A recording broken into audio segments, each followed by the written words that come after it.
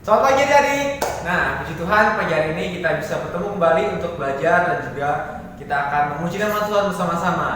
Ya, pada pagi hari ini seharusnya Tante Astri ya yang mengajar dan juga yang akan mengajarkan kepada kita firman Tuhan. Namun pada saat ini berhalangan. Nanti kita akan doakan bersama-sama ya. Oke, sekarang siapkan diri kalian baik-baik, relax, ambil posisi yang tepat, yang nyaman sehingga bisa belajar firman Tuhan bersama-sama dan juga menaikkan pujian nanti bersama-sama. Sebelum kita memuji Tuhan, kita berdoa terlebih dahulu yuk. Mari kita berdoa. Tuhan Yesus yang baik, terima kasih pagi hari ini kami memiliki kesempatan untuk kembali menikmati indahnya hari dan bersyukur Tuhan berikan kami kesehatan, kekuatan dan kesempatan untuk belajar firman Tuhan. Kau berkati Tuhan teman-teman kami yang saat ini belum bisa bersekutu atau juga teman-teman kami yang saat ini terbatas mungkin device-nya, kuota internet atau lain sebagainya. Tuhan kiranya Engkau yang memberkati mereka sehingga mereka segera bisa mendapatkan penyelesaian dari setiap permasalahannya sehingga bisa bersama-sama dengan kami memuji Tuhan bersama, memuliakan nama Tuhan dan juga belajar firman Tuhan. Terima kasih Bapa, kami serahkan semua acara ini di dalam Tuhan kuasa-Mu. Hanya di dalam nama Yesus kami telah berdoa dan mengucap syukur. Amin. Sekarang saatnya kita akan memuji nama Tuhan sama-sama ya. Oke adik-adik, tadi kalau udah duduk, sekarang saatnya Kak Andika ajak kalian menyanyikan lagu baru. Yuk kita sama-sama berdiri. Hari ini kita akan menyanyikan lagu baru dengan semangat ya.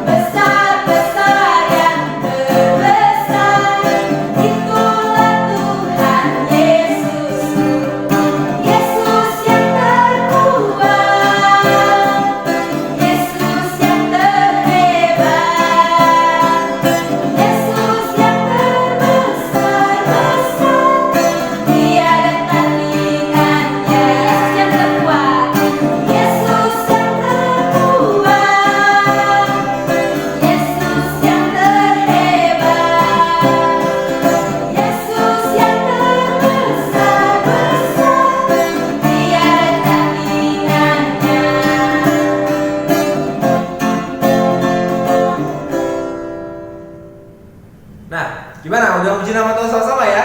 Udah berkeringat? Ya, terima kasih untuk kakak-kakak STT Baptis Jakarta yang sudah mengajarkan kita lagu baru untuk memuji nama Tuhan. Oke, sekarang kita akan belajar firman Tuhan ya. Sekarang siapkan Alkitabnya, siapkan buku pelajarannya. Alkitab ya, atau juga Alkitab ya Bapak. Siapkan juga buku pelajaran kalian. Buku pelajarannya ya. Sekarang kita ada di pelajaran yang ke-9. Nah, pagi hari ini kita akan belajar pelajaran yang ke-9 yaitu persiapan menghadapi kematian. Diambil dari 2 Korintus pasal yang keempat ayat 16 sampai 2 Korintus pasal yang kelima ayat yang ke-10. Kita nggak akan baca semuanya karena cukup banyak. Ya, pada pagi hari ini kita akan belajar tentang persiapan menghadapi kematian. Ada nggak ya pertanyaan-tanya? Dan juga mungkin saat ini merasakan ketakutan atau juga kekhawatiran oleh karena melihat fenomena yang ada di sekitar kalian. Misalnya apa? Misalnya seperti coronavirus gitu kan, COVID-19 yang sudah berlangsung kurang lebih 1 tahun lebih ya. Mungkin ada dari kalian yang sempat khawatir, sempat juga merasakan takut, atau juga ada saudara kalian yang pernah mengalami sakit, atau juga mungkin tetangga, bahkan juga kerabat kalian yang ada di tempat yang jauh, mungkin mereka terinfeksi virus ini.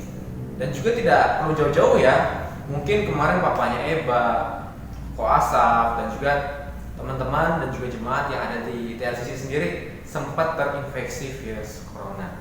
Nah, ada yang mengatakan bahwa virus ini mematikan karena memang kelihatannya banyak sekali orang yang sudah meninggal. Mungkin ada yang pernah membaca berita di sosial medianya atau bahkan juga di YouTube dan lain sebagainya. Namun pada pagi hari ini Kak Andika memberikan sebuah keteguhan bagi kita supaya jangan pernah takut lagi, jangan pernah khawatir lagi tentang kematian. Karena pada pagi hari ini kita akan mempersiapkan semua itu. Kita akan mempelajari firman Tuhan. Oke, pada pagi hari ini kita akan belajar tentang persiapan menghadapi kematian. Menurut Kamus Besar Bahasa Indonesia, kematian atau mati adalah keadaan tidak bernyawa, keadaan tidak hidup. Nah, dia tidak bisa bergerak dan juga ya mati ya. Tubuhnya masih ada tapi jiwanya sudah tidak ada, rohnya sudah tidak ada. Oleh karena itu dikatakan mati. Dan yang kedua yang kita akan pelajari adalah hidup yang kekal. Hidup yang kekal ini adalah kehidupan selama-lamanya nanti bersama dengan Tuhan Yesus. Kehidupan yang kekal ini dialami oleh tubuh kita, tubuh dalam kita, yaitu jiwa. Kalau tubuh yang jasmani ini pasti akan mati ya. Pasti kalian juga tahu, bisa jadi dia akan dikuburkan dan mungkin ada yang dikremasi, dibakar dan selesai. Caranya beda-beda. Tapi kalau kita percaya bahwa ketika kita sudah mati, jiwa kita akan bersama dengan Tuhan. Tapi ingat satu hal, kita harus percaya kepada Tuhan Yesus. Nah, kita baca dulu ya dasarnya ya. Kita buka kitab kita dari 2 Korintus pasal yang keempat ayat yang ke-16 sampai 18. Yuk simak kita baca ya. Sebab kami tidak tawar hati, tetapi meskipun manusia lahiriah kami semakin merosot, namun manusia batiniah kami dibaharui dari sehari ke sehari. Sebab penderitaan ringan yang sekarang ini mengerjakan bagi kamu kemuliaan kekal yang melebihi segala-galanya, jauh lebih besar daripada penderitaan kami. Sebab kami tidak memperhatikan yang kelihatan, melainkan yang tak kelihatan. Karena yang kelihatan adalah sementara, sedangkan yang tak kelihatan adalah kekal. Nah, ini adalah nasihat dari Rasul Paulus kepada jemaat yang ada di Korintus. Nah, jemaat yang di Korintus ternyata mereka jauh dari Rasul Paulus, sehingga Rasul Paulus memberikan surat ini kepada mereka. Tadi sudah jelas ya bahwa Rasul Paulus mengatakan bahwa apa yang kelihatan sekarang ini, dunia sekarang ini ya, mungkin bisa kita lihat di sekitar kita, ada ruangan, ada meja, ada komputer, mungkin ada papa mama juga kita. Semua itu adalah hal yang sementara. Tetapi apa yang tidak kelihatan, ini yang tidak kelihatan maksudnya adalah kerajaan surga ya, Allah sendiri gitu ya. Tidak kelihatan, itu adalah kekal. Nah, itu yang menjadi tujuan kita. Jadi selama kita di dunia ini, kita dipersiapkan untuk semua hal itu. Jadi kekekalan itu akan kita dapatkan ketika kita hidup di dalam Tuhan Yesus. Sama seperti di ayat 1 dari pasal yang kelima ya. Di ayat yang 1 pasal yang kelima, karena kami tahu bahwa jika kemah tempat kediaman kita di bumi ini dibongkar, Allah telah menyediakan suatu tempat kediaman di surga bagi kita. Amin. Suatu tempat kediaman yang kekal yang tidak dibuat oleh tangan manusia. Coba perhatikan barang-barang yang ada di sekitar kalian. Ada gadget, ada komputer yang keren-keren mungkin, speknya keren, yang mahal, sepatu, tas, atau juga hiasan-hiasan dinding di kamar kalian, di ruangan tamu kalian, bahkan TV kalian mungkin yang canggih ya. Ya, semua itu kelihatannya keren kan? Pasti keren ya. Karena mungkin ada TV yang touchscreen gitu kan, bisa compatible dengan gadget kalian misalnya, itu keren. Tapi suatu hal yang akan kita dapatkan pada waktu ketika kita sudah meninggal adalah yang lebih indah. Kenapa lebih indah? Karena kita lihat ya, barang-barang yang kita lihat di sekitar kita keren-keren. Itu dibuat oleh tangan manusia. Tapi di ayat yang pertama, pasal yang kelima ini tadi, firman Tuhan mengatakan bahwa yang tidak dibuat oleh tangan manusia. Berarti tangan siapa dong? Tuhan Allah, ya, tangan Tuhan Allah gitu ya. Tuhan Allah punya tangan kan? Iya dong. Dia sama seperti kita, karena kita adalah gambar dari Allah sendiri yang menciptakan segala sesuatu hal dengan sangat sempurna, tidak ada yang salah sedikit pun. Kadang ketika kita memakai gadget gitu ya, pasti ada kesalahannya ya. Mungkin karena kameranya ada yang salah, atau juga mungkin spesifikasinya yang tidak sesuai dengan ekspektasi kita gitu ya. Nah, itu yang menjadi suatu contoh bagi kehidupan kita. Tapi hal yang paling penting adalah kita ketika ada di dunia ini menghidupi segala yang kita percaya, kita harus melakukannya dengan sepenuh hati kita. Kita harus percaya dan juga kita hidup dalam iman dalam Tuhan Yesus sehingga kita tidak khawatir lagi. Mungkin teman-teman yang di luar kita dan juga tidak percaya pada Tuhan Yesus, mereka khawatir karena tidak ada jaminan di luar sana yang mengatakan bahwa keselamatan dan juga penebusan itu ada di dalam Tuhan mereka. Tapi beda dengan Tuhan kita Yesus Kristus ya. Tuhan kita memberikan kita penebusan, memberikan kita keselamatan, dan janji apa tadi di ayat yang pertama, menyediakan suatu tempat kediaman di sorga bagi kita yang mau percaya dan hari-hari yang kita lewati harus bersama dengan Tuhan. Hal yang terpenting adalah yang pertama, kita harus memiliki iman, memiliki kepercayaan kepada Tuhan Yesus, mengaku dengan mulut kita, dan yang kedua, kita harus ikut aturannya Tuhan. Siapa yang di sini gak suka sama aturan? Mungkin di rumah gak suka aturan, mungkin ketika kalian habis main, ya udah berantakan biarin aja.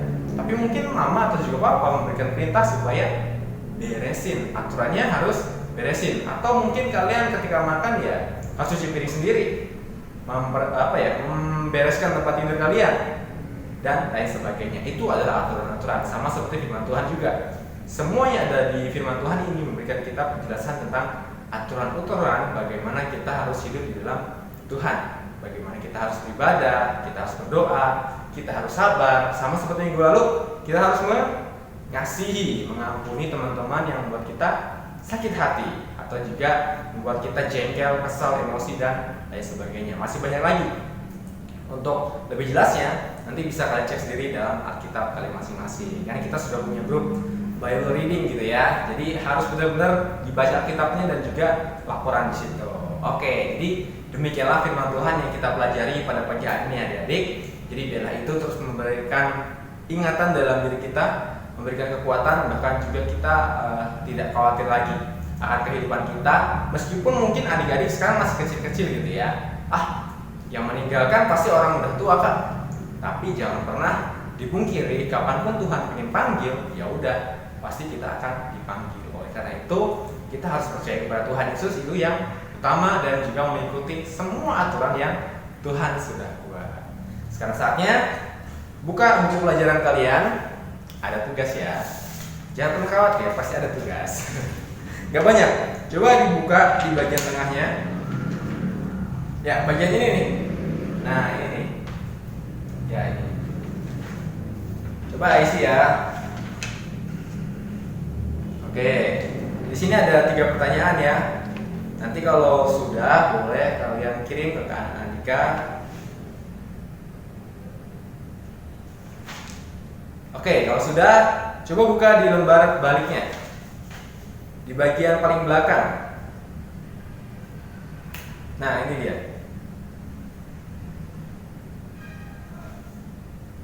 Oke, kalau nggak tahu boleh tanya papa mamanya kok. Gak usah khawatir.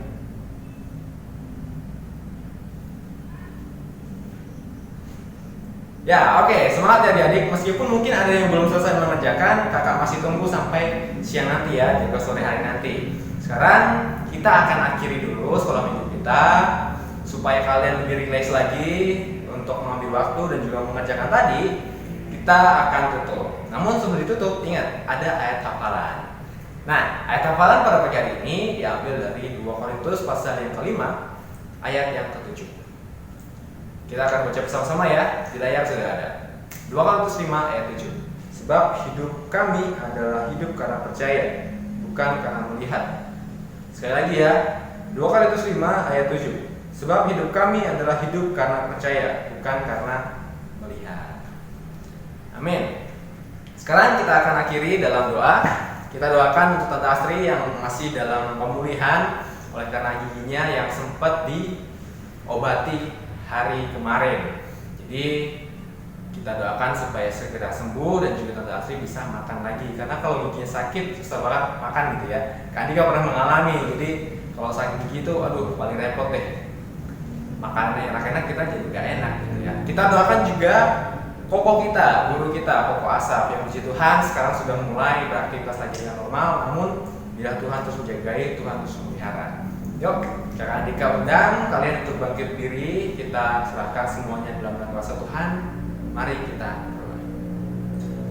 Tuhan Yesus, pada kesempatan pagi hari ini kami bersyukur karena kami boleh belajar firman Tuhan, kami bisa memuji nama Tuhan, dan kini saatnya Tuhan kami mau berdoa untuk guru-guru kami. Kami berdoa untuk Tante Asri yang masih dalam masa pemulihan oleh karena kemarin dia mengalami pengobatan di bagian giginya. Bila Tuhan Kau terus berkati sehingga Tante Asri bisa kembali pulih dan juga bisa kembali menikmati makanan, minuman yang ada di sekitarnya dengan baik. Tuhan Kau berkati untuk Om Ardi, Ariel, bahkan juga Rafa, supaya mereka juga Tuhan terus pelihara, Tuhan jauhkan dari segala mara bahaya. Kami berdoa untuk Asaf, bersyukur untuk kesehatan yang luar biasa yang Tuhan telah berikan kepada guru kami ini Tuhan, sehingga di waktu ke depan kami bisa belajar bersama dengan mereka dan juga memuliakan nama Tuhan bersama dengan mereka.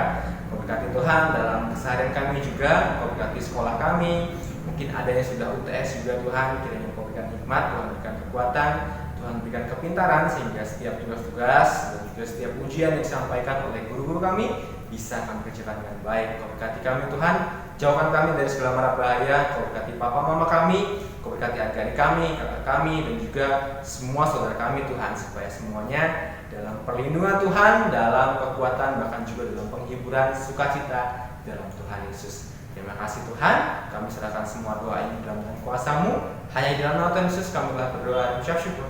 Amin. Oke adik-adik, sekolah minggu kita pagi hari ini selesai ya.